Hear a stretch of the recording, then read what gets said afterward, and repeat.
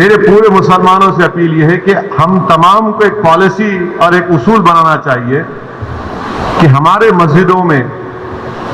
جو 65 سال کے اوپر ضعیف ہیں ان کو ہم روکے کم سے کم 1 جون کے پورے مہینے ختم ہونے تک، کیونکہ ان کے جسم میں امیونٹی کم ہو جاتی ہے، مختلف خدا نخواستہ اگر ان کو ڈائبٹک ہے، بیماریاں ہیں، تو باڈی میں وائرس سے مقابلہ کرنے کی طاقت کم ہو جاتی ہے۔ تو میں یہ اپیل کر رہا ہوں کہ 8 جون کو انشاءاللہ تو کھل جائیں گے، مگر کم سے کم جون کے ختم ہونے تک ہمارے جو 65 سال کے اوپر جو ضعیف افراد ہیں ان کو ہم سمجھائیں، ان سے ریکویسٹ کریں کہ کم سے کم جون کے ختم ہونے تک آپ تھوڑا مسجد کو مت جائیے، گھر میں نماز پڑھیے۔ جو نوجوان ہیں جو ذرا مسجدوں کو کم جاتے، اب وہ جا کر مسجد کو آباد رکھے۔ تیسرے یہ کہ مساجد میں اگر کارپیٹ ہے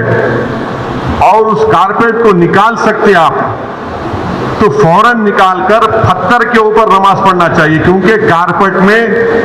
ایپیڈیمولوجسٹ اور جتنے ہیلتھ ایکسپرٹ سے ڈاکٹرز وہ بولتے کہ کارپیٹ میں بہت سے جراثیم جم جاتے اور اس سے ہو سکتا کہ خدا نخواستہ کسی کو وائرس لگ سکتا۔ تو چوتھی بات کام ہم کو یہ کرنا چاہیے کہ مساجد میں بیت الخلاء اور وضو کا انتظام نہ رکھیں، کیونکہ وہ وضو کرتے کلی کرتے اور پھر آپ آ کے نماز پڑھتے تو لوگ گھر سے ہی اپنے وضو کر آئیں، اور نماز جب پڑھیں گے تو نہیں معلوم مفتی اکرام کو فیصلہ کرنا ہے کہ اگر پوری دنیا میں جہاں جہاں مساجد کھولے گئے، چاہے وہ مسجد نبوی ہو، حرم شریف مکے میں ہو، یا ٹرکی ہو، یا دوسرے مقامات پر،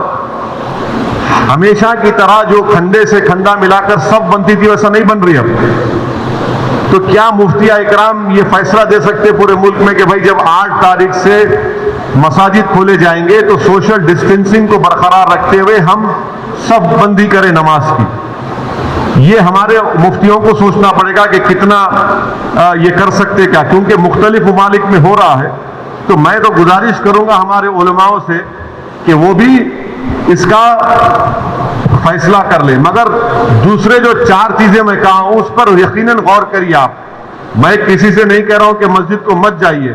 میں یہ کہہ رہا ہوں کہ آپ صحیح کہہ رہے ہیں کہ وائرس ابھی بڑھ رہا ہے، وائرس ختم نہیں ہوا ہے، وائرس بڑھ رہا ہے ابھی، اور خاص طور سے جو ہمارے 65 سال کے اوپر کے جو لوگ ہیں اور جو لوگ مختلف امراض کے شکار ہیں، جس کو کڈنی کی بیماری ہے، ہارٹ کی ہے، لنگز کی ہے، ڈائبٹک ہیں، ان کو تو اور احتیاط کرنے کی ضرورت ہے، بہت احتیاط کرنے کی ضرورت ہے ان کو، کیونکہ ان کی جان کو بچانے کا ہے۔ یقیناً ہم کو ایک روحانی اور قلبی سکون ملتا ہے جب ہم اللہ کے گھر میں جا کر سر و سجود ہوتے ہیں، مگر اسلام کی اہم تعلیمات بھی ہے کہ جان بچائیے،